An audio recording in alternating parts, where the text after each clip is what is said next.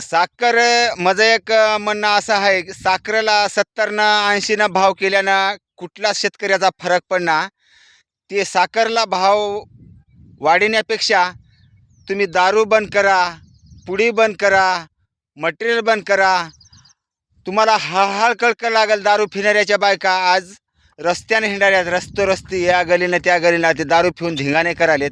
ते सूचना आले शासनाला.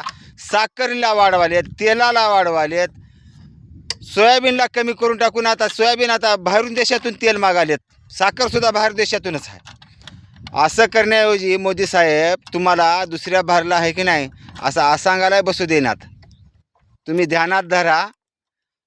एक दिन ऐसा देश बनाएंगे, ये होय देश बनेन तुमचं. होय आजचे दिन ये होतं. भिकारी लावल्या, निव्वळ भिकार देश करून टाकल्या. आणि आजचे दिन आएंगे म्हणा केव्हा येणार आता मरून गेल्यावर जनता. काँग्रेसच्या काळामध्ये लई नंबर 1 होतं. 50 रुपये डिझेल होतं, 45 काय 40 रुपये पेट्रोल होतं. ते आजचे दिन होते. आता तुम्ही KYC करा, माती करा, हमका करा, डेमका करा, डेंगना करा, शेमना करा, ये लावल्या. गॅस रुपये 350 होतं. काय तुम्हाला शोभा आलं मोदी सरकार गाव लुटून खाल्लं गाव.